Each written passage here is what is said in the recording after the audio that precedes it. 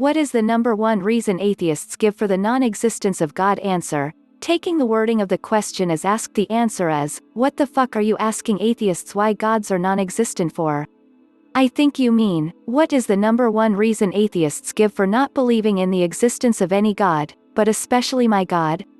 And the number one answer, based on my opinion only, is the complete and utter lack of any demonstrably evidence to support that any of these gods exists, including yours.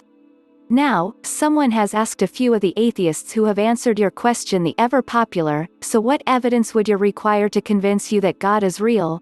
And many atheists have answered with the same evidence that you would require to accept that Odin or some other god is real.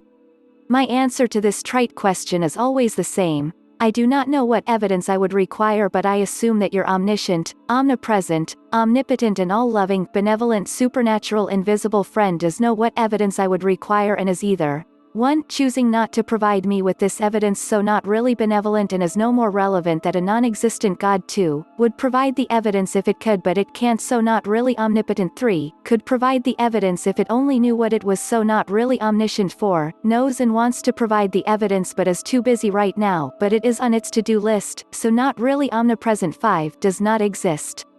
Why doesn't God exist? Beat me. Perhaps because there is absolutely no need for a god to exist or for a supernatural realm to exist in which these gods live and create natural realms in order for the natural realm to actually exist. Why don't I believe that a god exists? Because there is no demonstrable evidence to support the assertions that any do. Why don't I believe that your God, the one so creatively called God, exists? Because there is demonstrable evidence that proves this God was created by men to fill in gaps of knowledge, and that one of the best sources of evidence is the very book used as evidence by those who do believe in this God character. I'll be straight and give you my reasons. First of all, there are so many religions out there and so many gods, and all of them have different stories. Now they can't all be right at the same time, can they? There's no scientific or logical explanation to believe in a supernatural creator. While there is huge amounts of scientific proof and data about the Darwinian evolution, people say about that, how can we have a perfect design if there is no creator? But once if you understand about the process of natural selection, you would realize that no creator is needed to achieve this perfect design, it just happens by itself over millions of years. Now it's really hard for us humans to imagine such huge amounts of time, i.e. millions of years. That is one of the reasons people have a hard time believing in the process of evolution. If you just give some time to think about it and use a little intellect, you would also come to the same realization.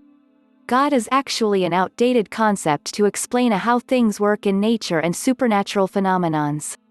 It's very easy. If something cannot be explained logically, then it's a work of God. Wow. If we cannot explain something, that doesn't mean that there is no explanation for it. Today we don't need God. We have perfectly logical scientific explanation about most of the things around us, and this understanding is constantly growing. Now either you can dwell in a cave with this concept of God or choose to come out and experience the beauty of this world. I am also aware of the fact that religion also helps people in many ways. According to me, you don't need God or a religion to be a good person.